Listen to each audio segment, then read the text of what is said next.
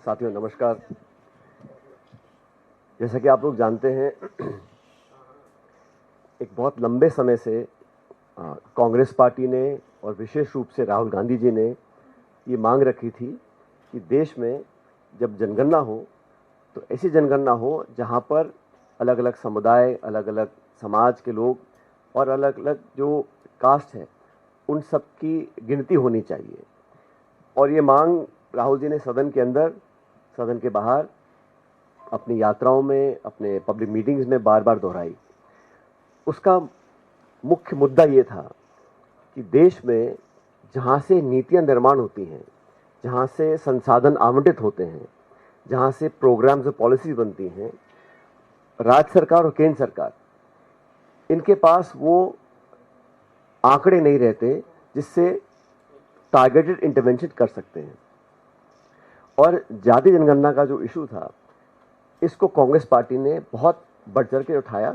इसीलिए उठाया था कि हम इस बात को जान सकें कि देश के किस कोने में किस समाज के लोग किन हालात में रह रहे हैं, उनकी शैक्षिक, सामाजिक क्या परिस्थितियां हैं, क्या वो लोग, समाज का वो तबका सरकार के दी गई नीतियां, बजट, पैसा, सुविधाएं, स्कीम्स, प्रोग्राम्स, क्या वो लाभ उठा पा रहे हैं कि नहीं उठा पा रहे हैं।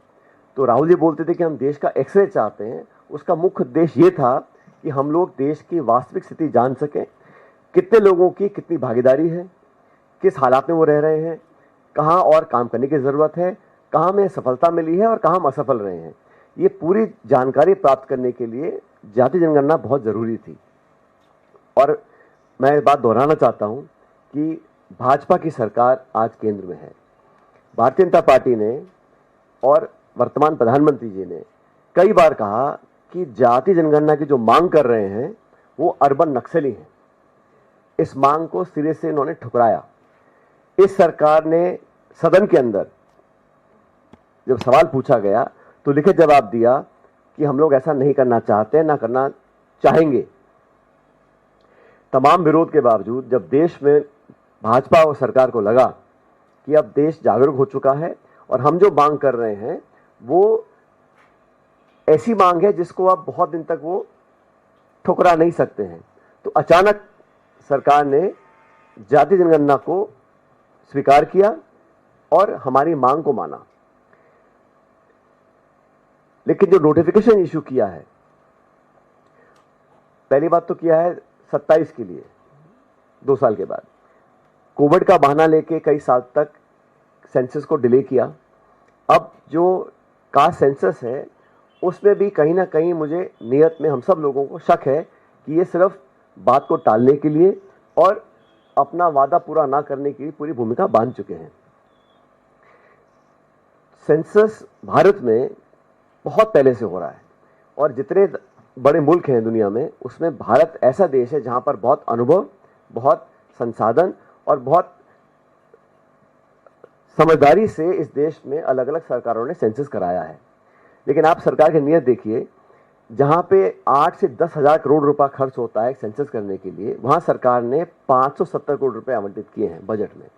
जिस काम को करने के लिए आप धनराशि आवंटित नहीं कर रहे हो, जिस काम को करने के लिए आपने मौखिक रूप से हाँ बोल दिया है लेकिन उसकी शुरुआत आप 27 में करना चाह रहे हैं, और जहां पर आप कास्ट सेंसस के बारे में पब्लिक में बोल रहे हैं कि हम बात को मान लिए हैं, लेकिन जो औपचारिक ऑफिशियल नोटिफिकेशन है, जो सरकार की कार्रवाई है, उसमें से वो सारा लगभग गायब है।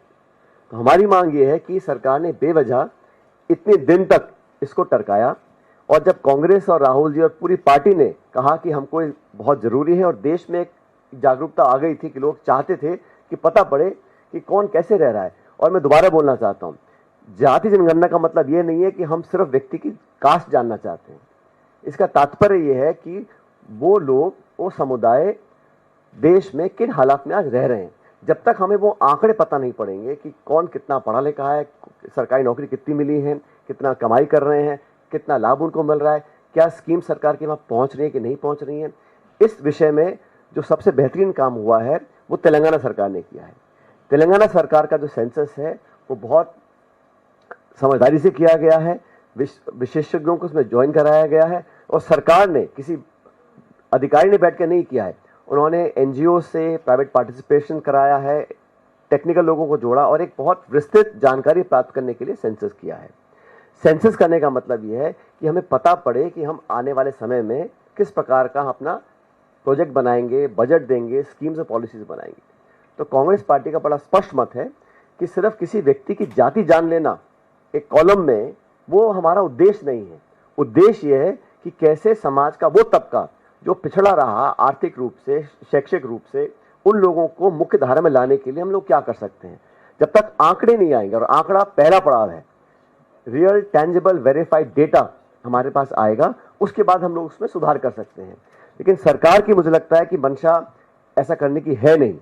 वो कह रहे हैं क्योंकि सदन के अंदर पहले मना कर चुके थे, और पॉलिटिकली तो जैसा मैंने कहा, जब राहुल जी और कांग्रेस पार्टी ने इस मांग को रखा तो उनको अर्बन नक्सली करार किया गया। तो अचानक इनका मन बदला क्योंकि देश में अब वो अवेयरनेस आ गई थी कि देश के लोग चाहते थे कि हम जाने।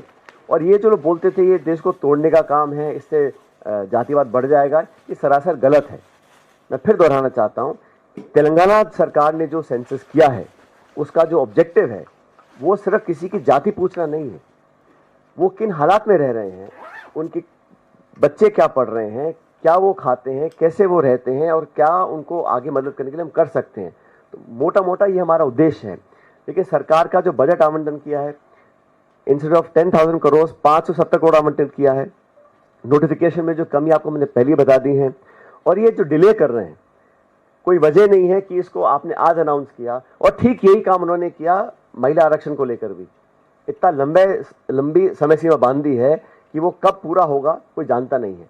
तो सरकार सिर्फ ध्यान डाइवर्ट करने के लिए और इस इशू पे, क्योंकि ये इशू पॉलिटिकल इशू बन चुका था और कांग्रेस और हमारे तमाम जो सहयोगी दल हैं इसकी पुरजोर मांग करते थे, तो कोई ना कोई बहाना डालकर आज उन्होंने इसको स्वीकार किया है। लेकिन मुझे नियत में खोट दिखता है, क्योंकि जो उनको करना चाहिए था तत्काल शुरू करना चाहिए था, पर्याप्त बजट आवंटन करना चाहिए था, और जिस सोच के साथ हम लोगों ने इस मांग को रखा था वो यहाँ से बिल्कुल जुदा है।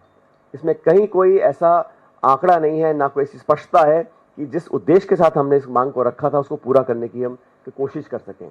तो मैं दोबारा दोहराना चाहता हूं अंत में कि ये जो सेंसस की जो राजनीति हो रही है इसको बंद कर सरकार को तुरंत प्रभाव से कार्रवाई करनी चाहिए, और सरकार ने, तेलंगाना सरकार ने जो किया है उस मॉडल को अडॉप्ट करें। उसमें सिर्फ सरकार एक सेंसस थोप दे उससे बेहतर होगा एक प्राइवेट पार्टिसिपेशन हो, एक्सपर्ट्स का, साइंटिस्ट का, एनजीओज का, ताकि कोलैबोरेटिव उसमें जो संज्ञान लेकर हम एक सेंसस नया बना सकते हैं।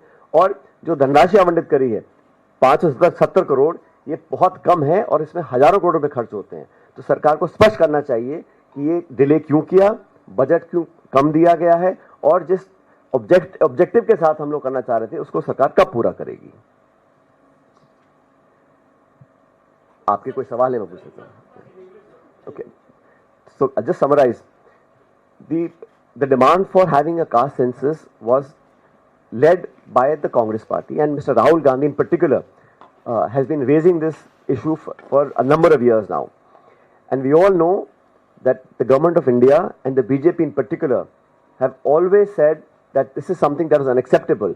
In fact, in a written reply to a parliamentary question, government had said it was not proposing to do any caste census. Because of the forceful demand of the party and Mr. Gandhi, the current government has now yielded and announced a caste census. But the facts and the figures state something totally different. They want to start the census in 2027.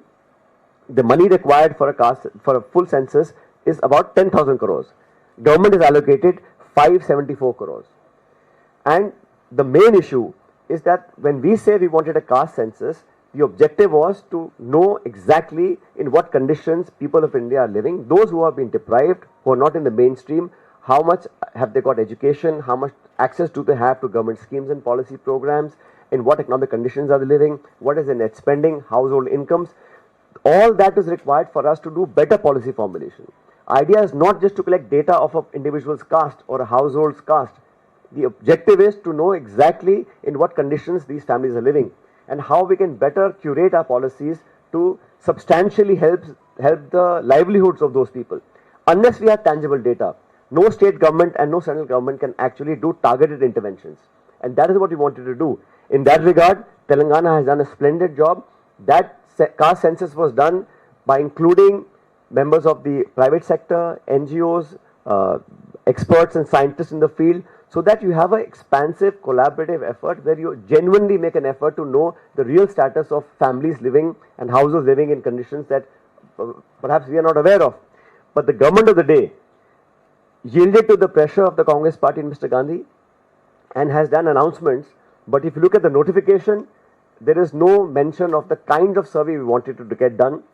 The amount of money that has been allotted is pittance compared to what is required.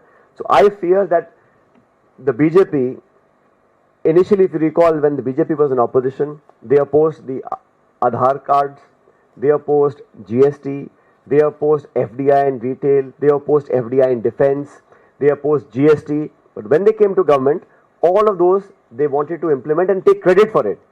Similarly, the caste census was a Congress issue. Mr. Gandhi and everybody else asked for this.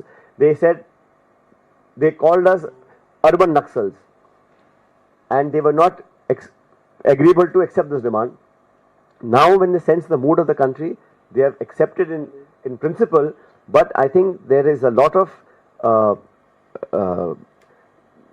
confusion and a lot of dissatisfaction in what we had asked for. So I urge the government to come out clear and not keep giving extended deadlines, under allocation of budgets. And again, the idea is to know exactly the status of people living in India, and this is the perfect way for us to do it. Unfortunately, I think the intention of the government is just to buy time, grab headlines, and manage the narrative. So you are saying that there was. I hear you.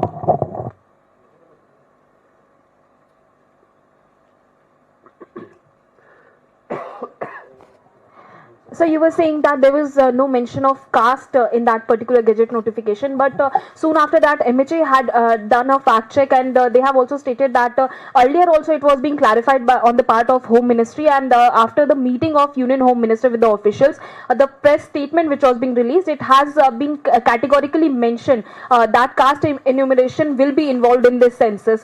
So the MHA has also said that these are all the misleading claims which are being made on the part of the Congress party. What's your take on it? Well, the amount of money allocated in the current financial year is 574 crores. The actual quantum money required is in thousands of crores. Second, like I mentioned to you earlier, the idea that we have been raising is not just to know the caste of an individual. The idea was to have an expansive, detailed survey of the conditions in which people live, access to education, access to jobs, access to government schemes, and economic situation, social conditions. Those are all things that we need to know to do better policy formulation. The objective of the exercise is not just to get the name and the caste of a person. That I don't think has that much value. Real value is that you understand in what conditions they're living, how much successful the schemes have been so far, are the targeted budgets and policies, programs reaching the ones that we're intending for. So that's what Mr. Gandhi says, X-ray of the country. That is what we require to be done. And it requires not just government efforts, it requires participation from NGOs, experts in the field, so that you have, like I said, Telangana government has done a very extensive survey. That should be the model adopted by the government of India. That's what we're seeking.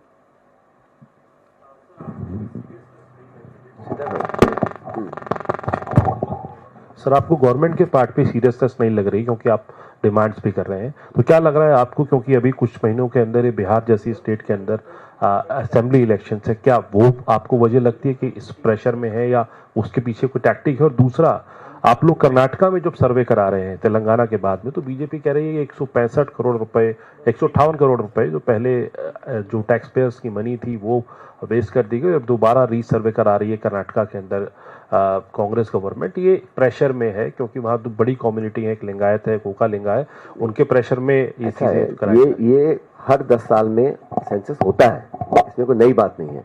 लेकिन इस बार क्योंकि हम चाह रहे थे कि इसमें जनगणना व्यापक हो और सबकी जानकारी स्पष्ट रूप से आ जाए और उसमें जाति भी इंक्लूड करी जाए, क्योंकि मुझे लगा, हमको लगता था कांग्रेस पार्टी में कि जब तक हम वो आंकड़े सामने लेकर नहीं आएंगे, और मुझे नहीं लगता कि किसी एक जाति या एक समाज की बात है, ये पूरे देश का सेंसस हो रहा है। और मुझे इसमें इशू ये लग रहा है कि सरकार ने बहुत देरी करी है। ऐसे लगभग 60 देश हैं, 60, जिन्होंने 21 और 23 के बीच में सेंसस किया है। तो ये जो बहानेबाजी होती है काम को टालने की, और जैसा मैंने पहले भी कहा, ये हेडलाइन मैनेजमेंट और इशू से कैसे बच के निकलना है। अगर आपको करना था तो महिला आरक्षण का जो आपने बिल पास कराया कब लागू होगा किसी को पता ही नहीं है। तो ये सब अनाउंस कर देते हैं और फिर अपनी सुविधा अनुसार इसको टारगेट करते हैं। तो हम चाह रहे हैं इसमें विलंब ना हो, क्योंकि और ये एक बार जब शुरू हो जाएगा तो चेंज नहीं हो सकता है। इसलिए पहले से ही हम लोगों ने उदाहरण दिया है कि तेलंगाना का पूरा देख लीजिए, और इसमें कोई छोटे बड़े की बात नहीं है। अगर कहीं कुछ काम अच्छा हुआ है, उसके अच्छे परिणाम आए हैं, तो उसको कंसल्ट करने में सरकार को बहुत ज़्यादा इशू नहीं आना चाहिए। जी, मेरा सवाल ये है कि जो आपने इंग्लिश में बोला है, जिसका जवाब दिया है, कल गृह मंत्रालय ने इस पर पूरा स्पष्टीकरण देते हुए तारीख भी गिनाई थी, 30 अप्रैल का जिक्र किया, 4 जून का, 15 जून का, और लिंक भी शेयर किए और कहा कि एक भ्रामक प्रचार किया जा रहा है कि इसको लेकर जाति जनगणना का जिक्र नहीं है, बल्कि पहले तो हो चुका है। दूसरा सवाल ये कि क्या तेलंगाना मॉडल के अलावा भी आपका कुछ सुझाव रहेगा, या तेलंगाना मॉडल पर ही अब आप जोर देंगे और इसकी मांग पुरजोर तरीके से करेंगे? ये अबाउट टर्न जो है ना, जुलाई 2021 में सरकार ने लोकसभा में कहा, मैं कोट कर रहा हूं, no such decision regarding caste inclusion in census. सितंबर 2021 में सुप्रीम कोर्ट में सरकार ने एफिडेविट दिया और कहा कि कास्ट सेंसस एक्सक्लूड किया जाएगा, सिर्फ SC/ST इंक्लूड किया जाएगा, और एक कॉन्शियस पॉलिसी निर्णय है। सरकार ने सुप्रीम कोर्ट में एफिडेविट दिया 2021 के अंदर। अप्रैल 2024 में प्रधानमंत्री ने खुद कहा कांग्रेस को कि ये अर्बन नक्सलियों की सोच वाले लोग हैं, जो मांग को रखते हैं, और 30 अप्रैल 25 को आपने अनाउंस कर दिया। तो ये सब जो पूरा घटनाक्रम है पिछले सालों का, इसको देखकर इसमें मैं कहां भ्रम फैला रहा हूं? मैं आपको डेट के साथ कह रहा हूं सरकार ने लोकसभा में क्या कहा, सुप्रीम कोर्ट में क्या कहा, भाषणों में क्या कहा, और अब आपने अनाउंस कर दिया है। तो किस इन बातों को देखकर कहां से कैसे भरोसा किया जाए कि इनकी नीयत साफ है? और हम तो कह रहे हैं आप पैसा ढंग से अलॉट कर दीजिए, जो जरूरत है। 10,000 करोड़ रुपए चाहिए, आपने 570 करोड़ रुपए दिए हैं, तो कहां से सेंसस पूरा होगा? और जो हम मांग कर रहे हैं कि हम लोग चाहते हैं कि पूरा व्यापक सर्वे हो, पता पड़े सोशल, एजुकेशनल, पॉलिटिकल, फाइनेंशियल उनकी क्या सिचुएशन है, कैसे जब तक उसमें इंक्लूड नहीं करेंगे या उसकी रूपरेखा नहीं बनाएंगे तो आंकड़ा आएगा कैसे? ये सिर्फ खाना पूर्ति के लिए आपने कास्ट का नाम डाल दिया ताकि इशू खत्म हो जाए और आगे निकल जाइएगा। हमारा उद्देश्य ये नहीं, हमारा उद्देश्य नहीं है कि हम किसको श्रेय लें, लेकिन ये बात सच है, इसकी मांग आई कहां से थी? किस भाजपा के नेता ने पहली बार कहा कि कास्ट सेंसस होना चाहिए? हमेशा मना करते रहे, आप मजाक उड़ाते रहे, आप कोस रहे थे हम लोगों को। अब एकदम से जो मन परिवर्तित हुआ है तो सोचना पड़ेगा ना क्यों हुआ है। हुआ है तो सच में हुआ है या ऊपर से कर रहे हैं? क्योंकि जो आंकड़े वो मैच नहीं करते ना। अगर नियत साफ होती तो 1.5 साल क्यों इंतजार करते? 30 अप्रैल को कह रहे हैं कि हम 27 में करेंगे, क्यों? बाकी 60 देशों ने किया है सेंसस, कोविड के बहाने से आपने डिले किया, लेकिन अब क्यों डिले कर रहे हैं? ठीक जो महिला आरक्षण को लेकर उन्होंने जो स्थिति बना रखी है निर्णय की, अनाउंस कर दिया, लागू कब होगा पता नहीं, ऐसा क्यों? और जवाब देने को तैयार नहीं है। आप RTI लगा लीजिए, जवाब नहीं आएगा। आप लोकसभा पूछ लीजिए, जवाब नहीं आएगा। हम पूछ रहे हैं तो कह रहे हैं आप भ्रम फैला रहे हैं। इसमें कहां भ्रम फैला है? जो मैंने आज बात रखी है ये कहां भ्रमित करने वाली है? हम सरकार से आग्रह कर रहे हैं कि जो आपने कहा वो कर लीजिएगा, अच्छी तरह कर लीजिएगा। सर, मेरा एक सवाल है, क्योंकि अपकमिंग डेज में मॉनसून सेशन भी होने वाला है और प्रीवियस सेशन में आप लोगों ने इस मांग को उठाया, जिसके बाद जो है नोटिफिकेशन जारी की गई है, लेकिन आप लोग पर्टिकुलरली कास्ट सेंसस की बात करें तो अपकमिंग मॉनसून सेशन में क्या कांग्रेस पार्टी इस विषय को संसद के भीतर उठाएगी? हम तो इसको बहुत पहले से उठाते आ रहे हैं, सदन के अंदर भी सदन के बाहर भी। अब क्योंकि सरकार ने हमारी मांग को मान लिया है और जबरदस्त दबाव होगा तभी सरकार मानी है, लेकिन सरकार बहुत जिद्दी है। अगर माना है तो आप समझ लीजिएगा बहुत दबाव होगा तभी माना है, लेकिन माना पूरे मन से आधे मन से ये भी जानकारी हमारे पास नहीं है।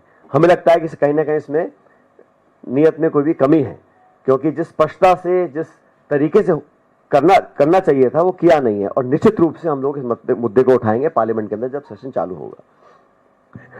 सचिन जी, सर इधर, सर लेफ्ट जी। तो अभी आपके पैरेलल बीजेपी दफ्तर में भी एक प्रेस कॉन्फ्रेंस हो रही है और इसी विषय को लेकर के सुधांशु त्रिवेदी ने कांग्रेस पर आरोप लगाया है कि दृष्टि दोष का शिकार है कांग्रेस और बिहार में जो बीजेपी अलायंस की सरकार है उन्होंने पहले जाति का सर्वे किया, वो उन्होंने कहा है। और साथ ही सवाल ये उठाया है कि काका कालेकर की रिपोर्ट जारी करने का नहीं निर्णय लिया कांग्रेस ने, तो वो आज जाति जनगणना को लेकर सवाल उठा रहे हैं, आप उनको क्या जवाब देंगे?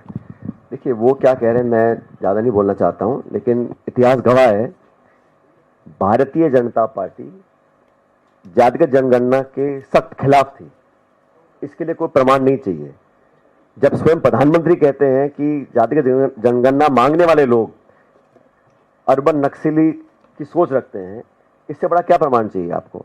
और भाजपा ने और केंद्र सरकार ने सालों तक इसका मजाक उड़ाया, इसको एक्सेप्ट करने से मना कर दिया। अब अचानक कांग्रेस और राहुल जी की मांग को आप मान रहे हैं, तो थोड़ा मन में विश्वास तो पैदा होगा ना कि एकदम से आप मान रहे हैं, घोषणा कर रहे हैं, लागू नहीं कर रहे हैं, नोटिफिकेशन हो रहा है लेकिन पैसा नहीं दे रहे हैं। और मैं फिर दोहराना चाहता हूं, ये संकीर्ण सोच लेके कि सिर्फ हम किसी व्यक्ति की जाति जानना चाहते हैं, ऐसा नहीं है। उसका पूरा बैकग्राउंड, उसका सामाजिक हालात, उसके आर्थिक हालात, उसके शैक्षिक हालात, जब तक वो नहीं सामने आएंगे तब तक कास्ट जान के आप क्या कर लेंगे? तो ये जो भ्रम फैला रहे हैं कि ये समाज को तोड़ने वाली मांग है, इसमें जातिवाद फैल जाएगा, ऐसा नहीं है।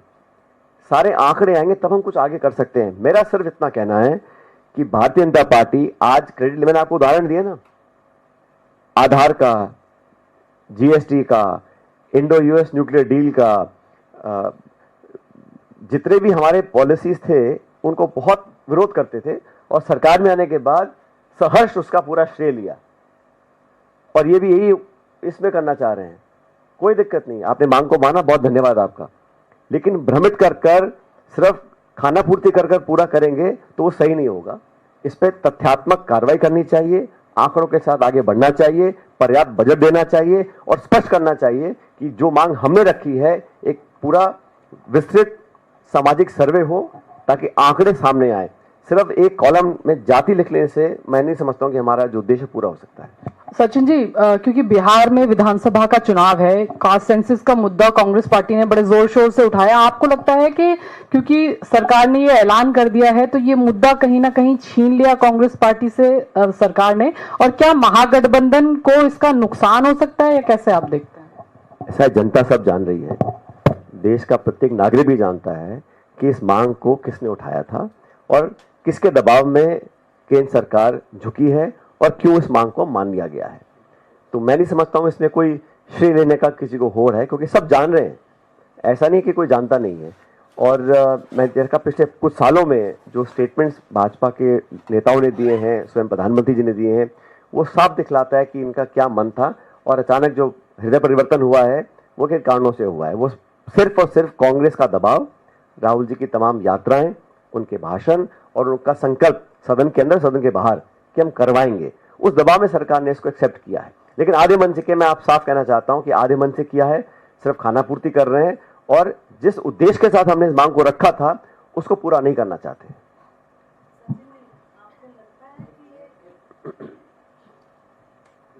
सचिन जी, आपको लगता है पिछले 10 साल में आज तक कोई डाटा, किसी चीज का डाटा इस सरकार ने नहीं रखा है, और जो काम भी किया है, चाहे पीएम केयर फंड हो, चाहे इलेक्ट्रल बॉन्ड हो, कोई भी काम किया है आधा अधूरा और सिर्फ एमएसएमई हो और सिर्फ बातें ज्यादा करी है और काम कम किया है, कटनी करने में अंतर है।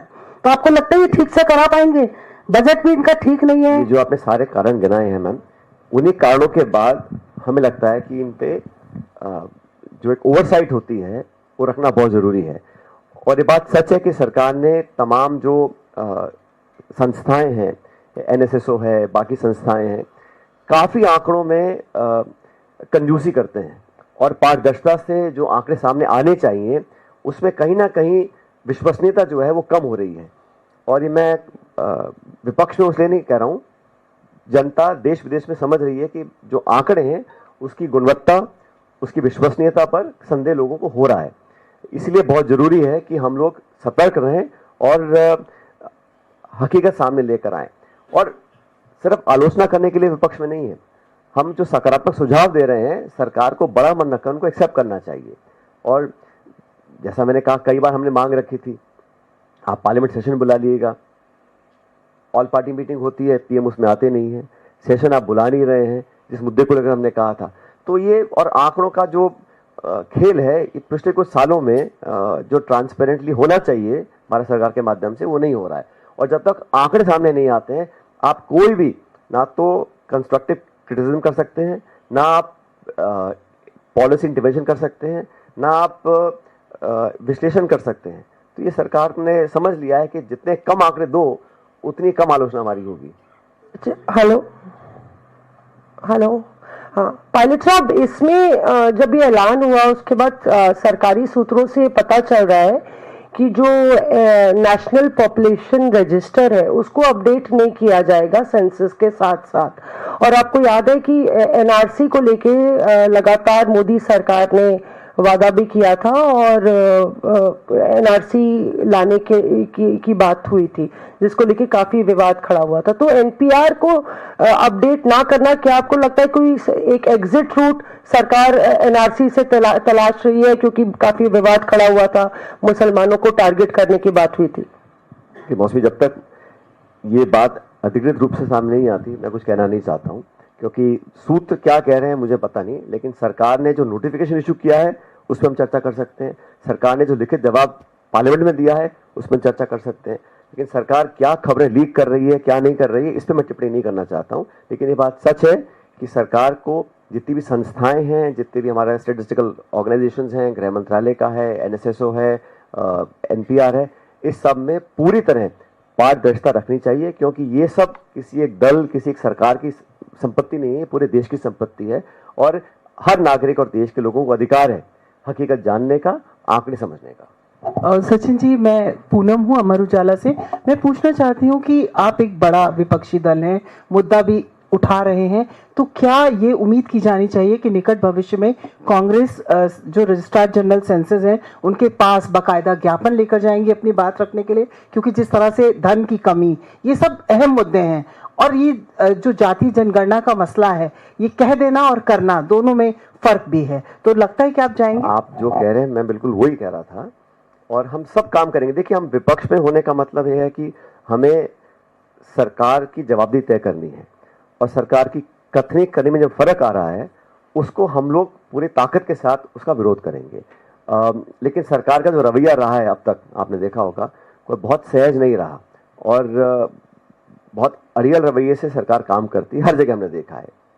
लेकिन हम लोग भी जनता के साथ रहकर, क्योंकि इस लोकतंत्र में सबसे बड़ा दबाव अगर होता है तो पब्लिक का होता है, जनता का होता है, तो सारी बातें लेके पब्लिक के बीच में जाएंगे और जो इश्यूज हैं वो जनता के दबाव के माध्यम से हम सरकार को हर हाल मजबूर करेंगे कि हमारी बातों को माने, और जो हमारे विकल्प हैं, जैसा भी कहा, सदन के अंदर लोगों से बात करना, उन तमाम रास्तों को हम खुला रखेंगे। जी, इससे अलग एक सवाल है, पूछ सकती हूँ?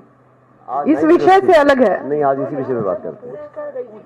नहीं, आप ही से जुड़ा हुआ है। नहीं, आज इसी विषय। हाँ, पूछ लेते हैं। हाँ, मैं इस विषय पे जवाब दूंगा। सचिन जी, एक तस्वीर आपकी और गहलोत जी की वीडियो बहुत ज्यादा वायरल हुई थी, क्या वो भी खुले दिल से आप लोगों का मिलना था या कुछ था उसके पीछे भी? हेडलाइन मैनेजमेंट, कास्ट सेंसस, जाति का जनगणना, उस पर आज मैं चर्चा कर रहा हूँ। हाँ सचिन जी,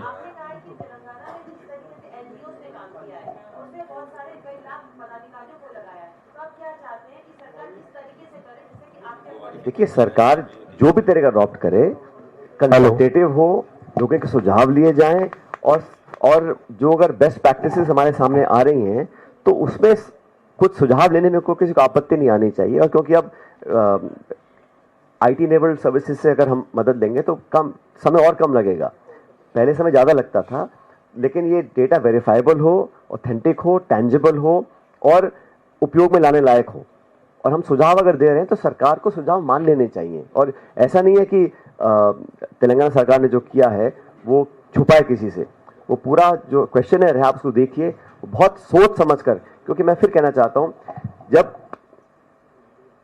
क्वेश्चनर या सेंसस के कुछ सवाल बनते हैं तो क्या सवाल का जवाब आ रहा है उतना महत्वपूर्ण होता है क्या सवाल पूछा जा रहा है।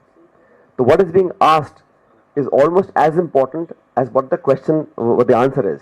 तो ये सारी चीजें टेक्निकल और एक कंसेंसस बना के इसको करना चाहिए। लेकिन मैं कह रहा हूँ, जब आप पैसा नहीं दे रहे हैं, आप 1.5 साल बाद शुरू करने की बात कर रहे हैं, तो कहीं ना कहीं कथनी और कनी में फर्क दिख रहा है मेरे को। तो जी, last question. I am Sandeep from Vartaman newspaper. 2 question है।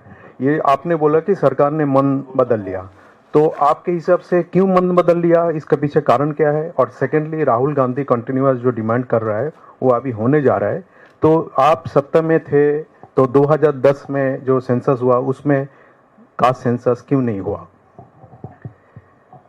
देखिए, समय के साथ साथ कई सारे इश्यूज आते हैं, और अब इतिहास में जाएंगे तो मैं समझता हूँ ये सही नहीं है, क्योंकि कब क्या हुआ नहीं हुआ। लेकिन ये मांग राहुल गांधी जी की आज की नहीं है, कई सालों से इसको मांग को उठा रहे हैं, और ये पूरी पार्टी ने, वर्किंग कमेटी ने, सब लोगों ने बहुत सोच समझकर इस निर्णय को लिया था। लेकिन आपने जो पहला सवाल कहा कि सरकार ने क्यों मान लिया, इसका जवाब किसी के पास नहीं है। एक दिन अचानक खबर आई कि सरकार ने अपना मन बदल लिया है और वो कास्ट सेंसस कराना चाहती है, तो इसका भी इस पर शोध होना चाहिए कि सरकार ने ऐसा क्यों किया। मुझे लगता है कि पब्लिक की डिमांड, और जो हम लोगों ने एक अवेयरनेस पैदा करी पूरे देश में राहुल जी के माध्यम से, कि लोग इसको डिमांड करें, इस पर दबाव बनाएं, और अल्टीमेटली मैंने देखा है कि सरकार कोई सी भी हो, लेकिन जो पब्लिक का प्रेशर होता है उस पर लोगों को झुकना पड़ता है। तो कांग्रेस और जनता का जो दबाव था, मुझे लगता है मात्र वो रीज़न था, क्योंकि जो पहले जिन्होंने खंडन किया, मजाक उड़ाया और बिल्कुल सिरे से खारिज कर दिया था इन मांगों को, अचानक जो बदलाव आया है वो कांग्रेस और जनता के दबाव में आया है। Thank you.